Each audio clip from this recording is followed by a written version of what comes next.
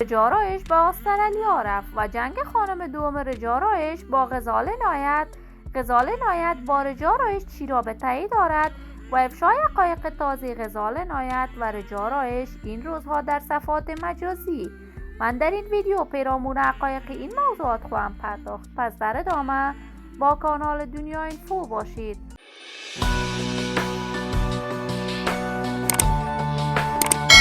سلام، شما را خوش آمدید میگم به یکی دیگر از ویدیوهای جذاب کانال دنیا اینفو. اگر تا هنوز عضو کانال من نشدید، پس برای عضو شدن با کانال دنیا اینفو علامت سابسکرایب را فشار دهید، ویدیوهای من را لایک نموده و با دوستانتان به اشتراک بگذارید. رجارایش هنرمند خوش صدا، خوش سیما که این روزها نامش در میان هنرمندان پاپ مطرح شده است. رجارایش یک دهه قبل کارهای هنری خود را در افغانستان آغاز کرد، ولی در آن زمان شهرت هنری خوبی نداشت.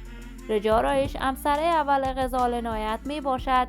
این دو در افغانستان زندگی خوش و خوشبختی داشتند، اما بعد از آن که غزال نایت به کشور کانادا رفت، از رجارایش جدا شد و کاملا کارهای هنری خود را و زندگی مشترک خود را از رجارایش جدا ساخت.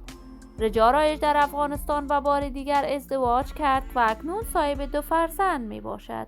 چند روز قبل رجارایش با خانواده جدیدش به کشور استرالیا رفته است. وی در جدیدترین برنامه‌ای که در استرالیا ثبت کرده است، نامی از غزال عنایت برده است و وی را یار بی‌وفا و نیمه را خطاب کرده است.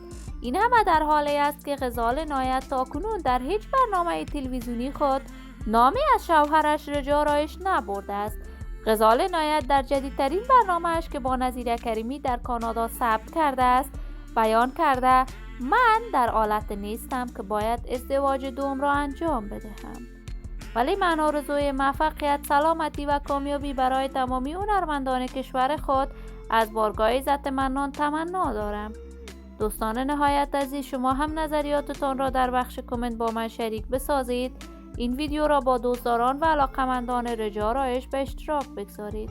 اگر تا هنوز عضو کانال من نشدید، پس برای دوست شدن با کانال دنیا اینفو علامت سابسکرایب را فشار دهید، ویدیوهای من را لایک نموده و با دوستان و اقاربتان به اشتراک بگذارید. سلامتی شما نازنینان آرزوی من است. تا درودی دیگر، بدرود.